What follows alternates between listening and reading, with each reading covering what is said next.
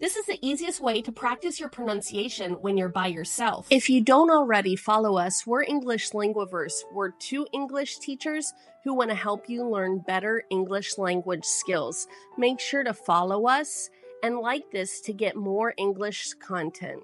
Go to google.com and type in the word that you would like to pronounce, and then type in pronunciation. You may have to have the settings set to English for this to work.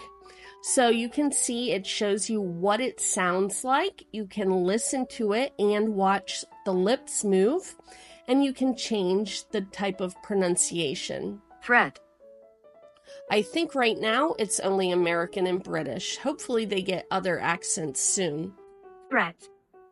And the best thing about this is you can practice and it tells you if you pronounce the word correctly or not. So let's try it. Threat. Oh, it said I said it incorrectly.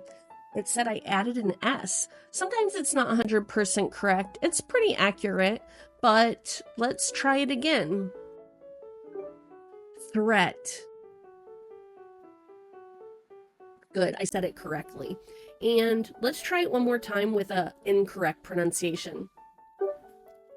Tret. And it shows you here what you said. Tret. So you can listen back. And it gives you a suggestion. So this says your tongue may be behind your teeth. Try to place it between them and let the air out slowly. And then it shows you some different words. And you can listen to the pronunciation. Those. Toes. So those, the TH in those is similar to the TH in threat. But toes, the T sound is similar to the T sound that I said incorrectly. So it's trying to show you how to see the difference. I hope this helps.